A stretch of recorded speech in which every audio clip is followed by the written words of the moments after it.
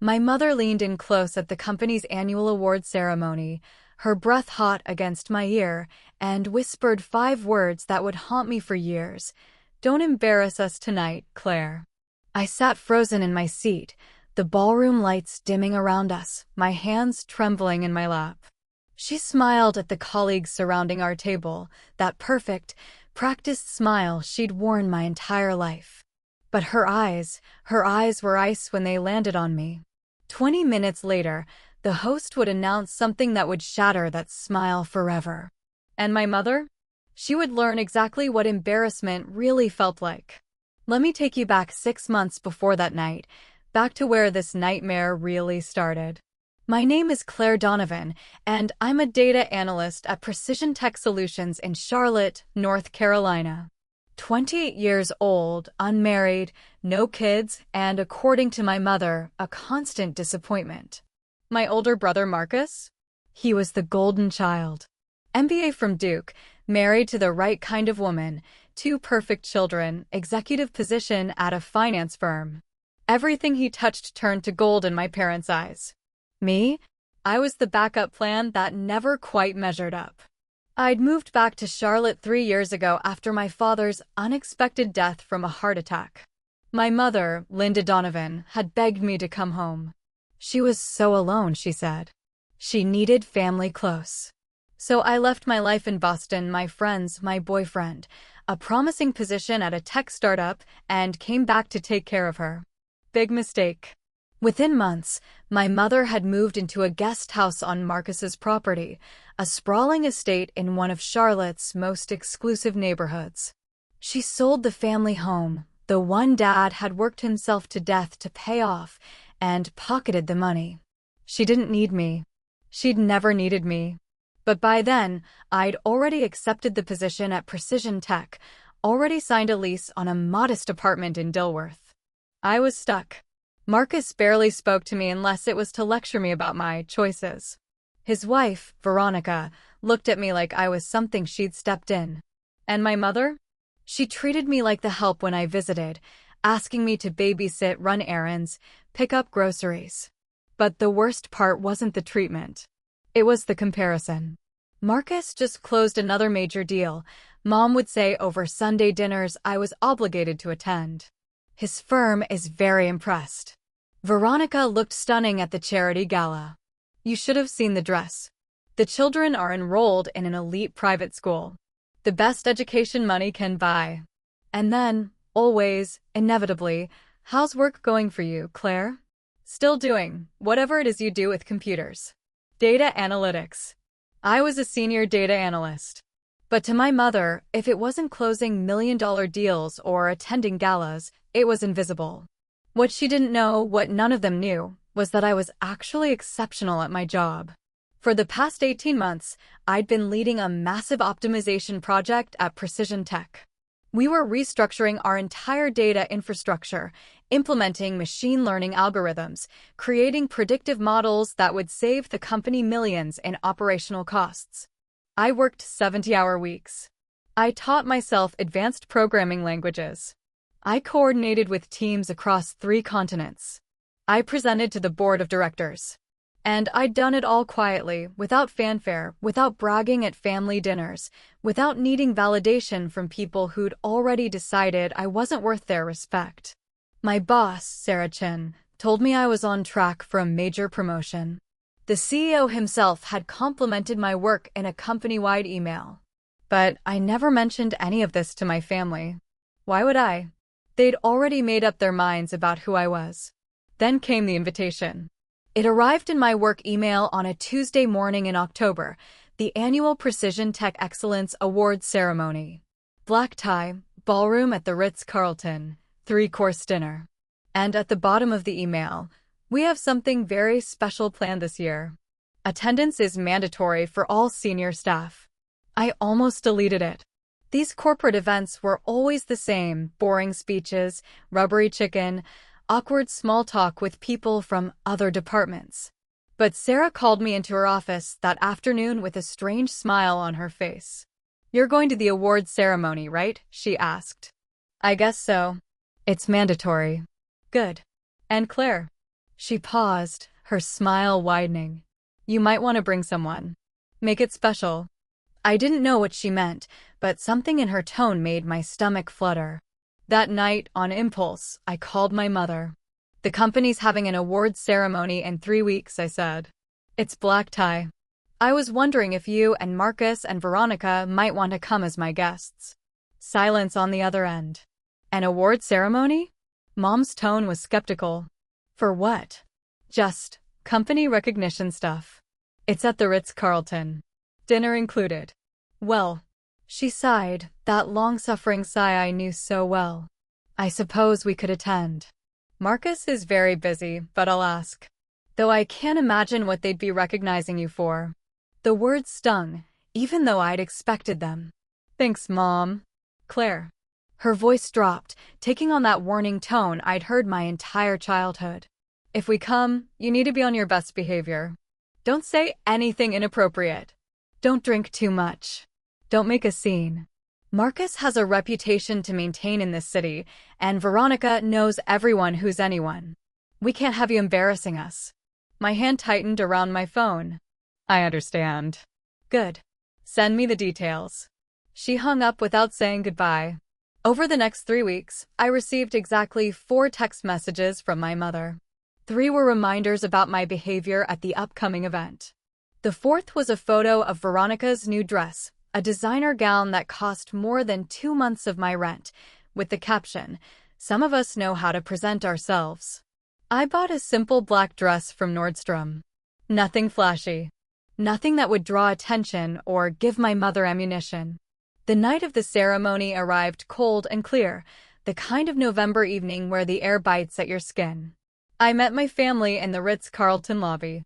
Marcus wore an impeccably tailored tuxedo. Veronica sparkled in her designer gown, diamonds at her throat. My mother had opted for elegant burgundy, her hair professionally styled. They looked at me and I saw the disappointment flicker across their faces. That's what you're wearing? Veronica asked, her nose wrinkling slightly. It's appropriate, I said quietly. It's plain, my mother corrected. But I suppose it will have to do. Come on, let's get this over with. We entered the ballroom together, or rather, they entered and I followed. The space was stunning, crystal chandeliers, round tables with white linens, a stage at the front with a podium and massive screens on either side. Our company had reserved several tables. I guided my family to the one assigned to my team. Sarah was already there with her husband. So were Tom and Jennifer from my project team, along with their spouses. Claire. Sarah stood immediately, greeting me warmly. And you must be Claire's family. I'm Sarah Chin, Claire's supervisor. Linda Donovan, my mother said, shaking Sarah's hand with that professional smile. This is my son Marcus, his wife Veronica. It's wonderful to meet you all. Claire has told me so much about you. Sarah's eyes twinkled. I hope she's told you about her incredible work. Oh, she's mentioned her job, Mom said vaguely, settling into her seat. Though I confess I don't quite understand all the technical details. Well, you're in for a treat tonight, Sarah said mysteriously. I caught her eye and she winked. My stomach fluttered again. The evening began with the usual corporate proceedings. The CEO gave a welcome speech. Dinner was served, thankfully better than rubbery chicken. Around us, the ballroom buzzed with conversation. My mother spent most of dinner talking to Veronica about their recent vacation to the Amalfi Coast. I sat quietly, Marcus checked his phone around my plate, barely acknowledging why I'd invited them at all. Then, as dessert was being cleared, the lights dimmed. The CEO returned to the podium, his voice booming through the sound system. Now we come to the highlight of our evening. As many of you know, precision tech has been undergoing a major transformation over the past 18 months. We've revolutionized our data infrastructure, implemented cutting-edge technology, and positioned ourselves as leaders in our industry. On the screens flanking the stage, graphs and charts appeared, data visualizations I recognized immediately. My work. My project. This transformation didn't happen by accident, the CEO continued. It happened because of vision, dedication, and extraordinary talent. Tonight, I'm thrilled to announce our new position, Vice President of Data Innovation and Analytics. My heart stopped. This role will oversee all data operations across the company, lead our technology initiatives, and report directly to the executive board. The salary package includes base compensation of $250,000, performance bonuses, stock options, and full benefits. I heard my mother's sharp intake of breath beside me. Out of the corner of my eye, I saw Marcus's head snap up from his phone. This position required someone exceptional. Someone who's already proven they can deliver results under pressure, innovate constantly, and lead teams to excellence. The CEO paused, smiling out at the audience. Ladies and gentlemen, please join me in congratulating our new Vice President of Data Innovation and Analytics. The screens changed and my face appeared, a professional photo I'd taken for the company website years ago. Claire Donovan. The ballroom erupted in applause. I sat frozen, my brain struggling to process what was happening. Around me, my team was cheering, standing, clapping. Sarah grabbed my arm. Go. Get up there. Somehow, my legs carried me to the stage. The CEO shook my hand, pulling me into a quick hug. The applause continued, deafening. I turned to face the crowd, my eyes finding my family's table. My mother's face was sheet white, her mouth hanging open. Marcus looked like he'd been slapped. Veronica's carefully composed expression had cracked into pure shock. And in that moment, as I stood on that stage in my plain dress, with hundreds of people celebrating my achievement, I felt my mother's words echo in my mind. Don't embarrass us tonight, Claire. The CEO handed me the microphone. I'd never been good at public speaking. My hands were shaking. But as I looked out at the sea of faces, colleagues who respected my work, my team who'd supported me, and my family who'd never believed in me, something shifted inside me. Thank you, I began, my voice steadier than I expected. Honestly, I'm overwhelmed. This past year and a half has been the most challenging of my career. There were nights I wasn't sure we'd pull it off. But we did, because of the incredible team behind this project. I gestured to my table, to Sarah and Tom and Jennifer. When I moved back to Charlotte 3 years ago, I was in a difficult place. I'd lost my father. I was starting over in a new city, at a new company, trying to figure out who I was and what I was capable of. My eyes found my mother again. She was gripping the edge of the table, her knuckles white. People told me I wasn't good enough, that I'd never measure up, that I should be grateful for whatever small opportunities came my way. I paused, feeling emotion rise in my throat. But Sarah Chin saw something different. She gave me a chance to lead, to innovate, to prove what I could do. And tonight's recognition isn't just mine, it's for everyone who's ever been underestimated, everyone who's been told they're not enough, everyone who kept working anyway. The applause started again, but I held up my hand. I want to say one more thing. To anyone in this room who feels invisible, who feels like their work doesn't matter, who feels like they'll never get the recognition they deserve, keep going. Your time will come.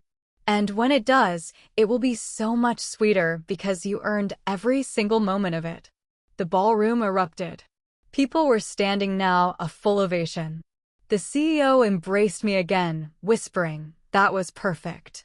I walked off the stage on shaking legs, making my way back to the table through a crowd of congratulations and handshakes. When I reached my family, the table was silent. Sarah was beaming at me. Tom and Jennifer were still clapping. Their spouses were smiling warmly. And my family? They looked like they'd witnessed a car crash. I sat down, my heart pounding. For a long moment, no one spoke. Then Marcus cleared his throat. 250,000? His voice was tight. Base salary? Plus bonuses and stock options, I said quietly. That's... He stopped, his jaw working. That's more than I make. Veronica let out a strange, strangled sound. You're a vice president? You. As of tonight, yes. My mother hadn't moved. She was staring at me like she'd never seen me before. Mom? I said softly. Her head snapped up. You let me, you let me tell you not to embarrass us.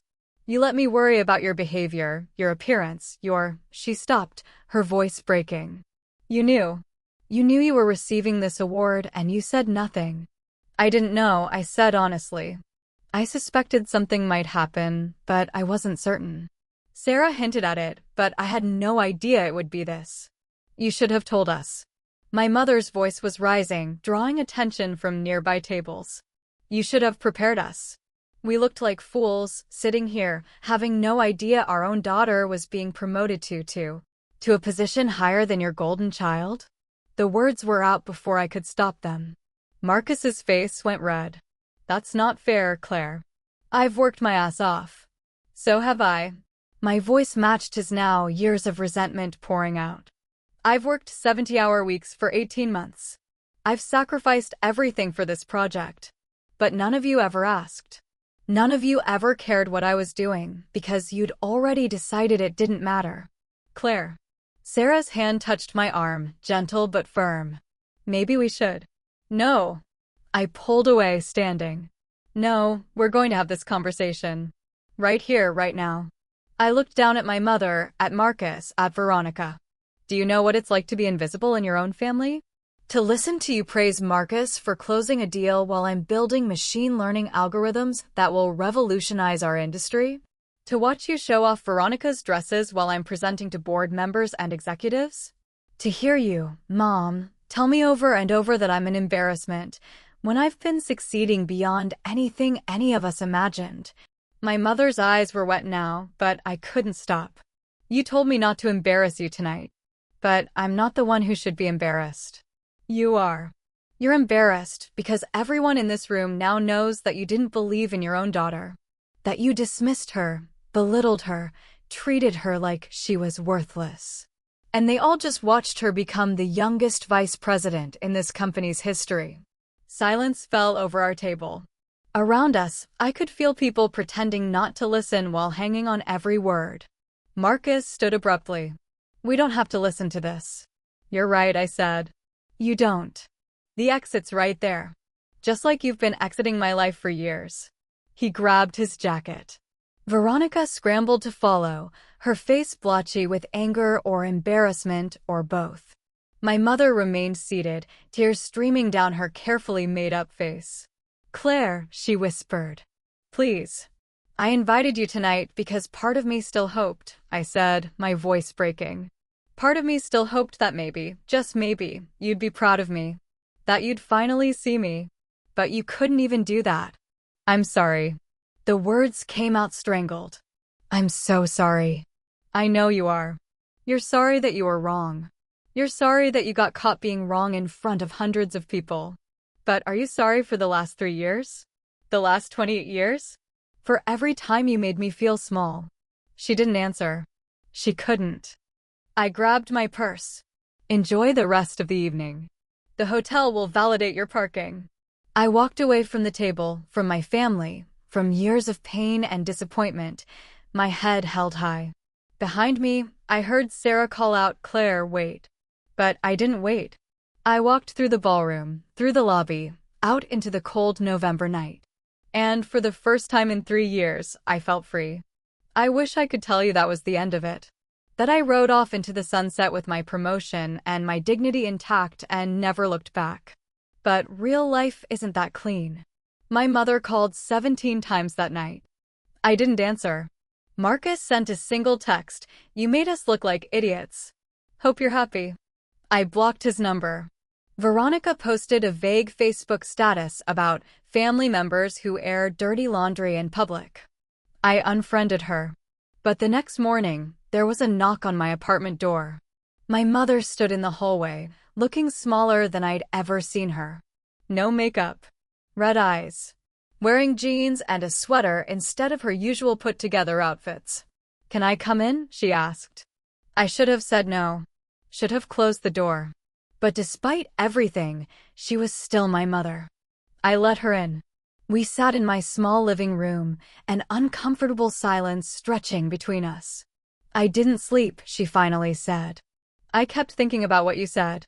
About being invisible. I didn't respond.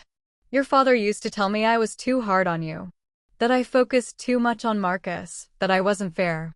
Her voice cracked. I told him he was wrong, that I loved you both equally, that I was just trying to push you to be your best. By constantly telling me I wasn't good enough? By trying to protect you. She looked up at me, tears streaming again.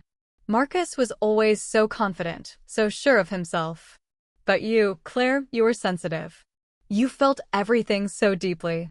And I was terrified that the world would break you. So you broke me first? The words came out bitter. To toughen me up? I thought. She stopped, wiping her eyes. I thought if I prepared you for disappointment, if I kept your expectations low, you wouldn't get hurt when life didn't work out. I thought I was being a good mother. I felt something crack inside my chest. Not forgiveness, not yet, but maybe the beginning of understanding. You hurt me, Mom. Every day for years, you hurt me. I know. And I can't take that back. She reached into her purse, pulling out a folded piece of paper. This morning, I called your father's brother, Uncle James. Do you remember him? I nodded. Uncle James had been at Dad's funeral, but I hadn't seen him since.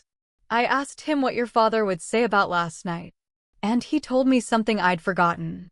Or maybe I'd blocked it out. She unfolded the paper. It was old, yellowed, the handwriting familiar. Your father wrote this letter 6 months before he died. He gave it to James, told him to give it to you if anything ever happened to him. James tried at the funeral, but She paused. I took it from him. I told him you weren't ready. But really, I think I wasn't ready. I wasn't ready for you to see this. She handed me the letter. My father's handwriting swam before my eyes as I read. My dearest Claire, if you're reading this, I'm gone. I'm so sorry I couldn't be there to see all the amazing things you're going to do.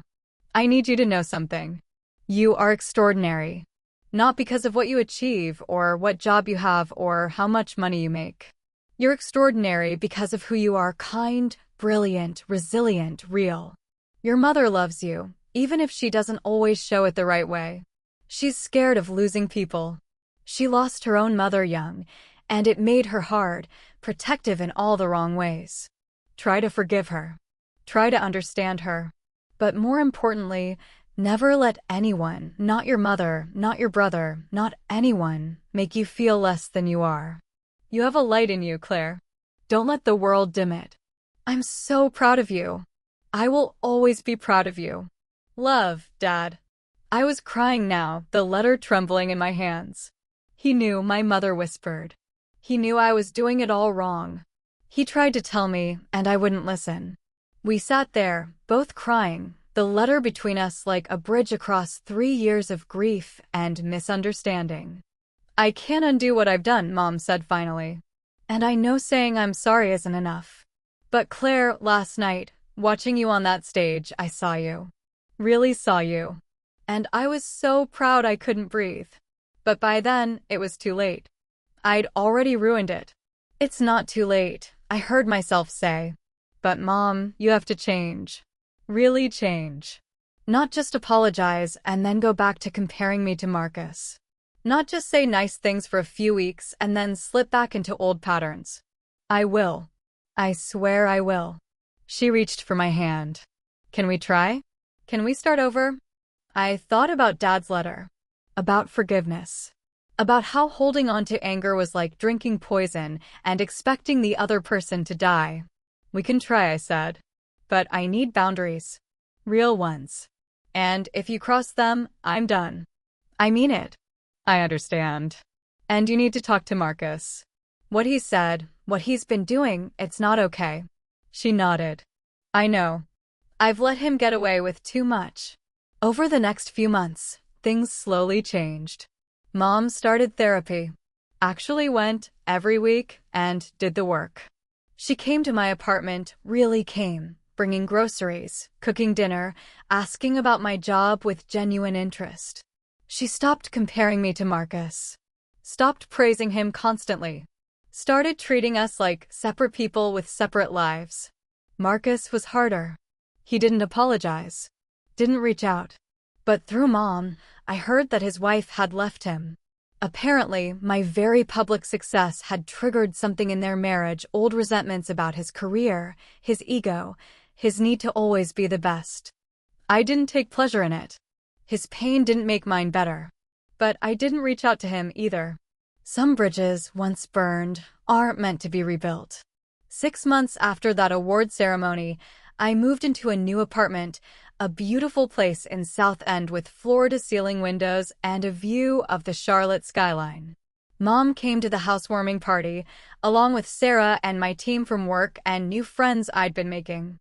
She gave me a gift, a framed photo of me and Dad from when I was 8 years old. We were in the backyard, and he was teaching me to ride a bike. Both of us were laughing, my small hands gripping the handlebars, his hands steady on the seat behind me. On the back, she'd written, "He always knew you could fly." I'm sorry it took me so long to see it. That was 2 years ago. I'm 30 now. Still at Precision Tech, still leading our data innovation division. We've expanded into international markets, won industry awards, been featured in Forbes and Fast Company. My relationship with my mother isn't perfect. We still have hard days, old patterns that try to resurface. But we're trying. Really trying. She came to my birthday dinner last month and spent the entire evening asking about my work, my life, my goals. No comparisons. No criticisms. Just genuine interest in who I am. Marcus and I don't speak. Maybe someday. Maybe not. I've made peace with that. Because here's what I learned that night at the Ritz-Carlton, standing on that stage in my plain dress, watching my mother's face freeze in shock.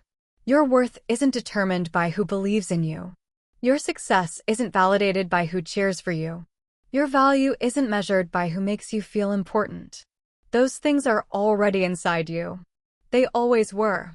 The only person who needs to believe in you is yourself. And the most satisfying moment of my life wasn't receiving that promotion or that salary or that title. It was walking out of that ballroom with my head held high, finally free from the weight of expectations that were never meant for me in the first place. Don't let anyone make you small. Don't let anyone dim your light. And if they tell you not to embarrass them, shine anyway. If this story resonated with you, hit that like button. Drop a comment and tell me about a time you proved someone wrong. And subscribe for more stories about finding your strength when no one believed you had it. Sometimes the greatest victory isn't proving them wrong. It's proving yourself right. Thanks for listening.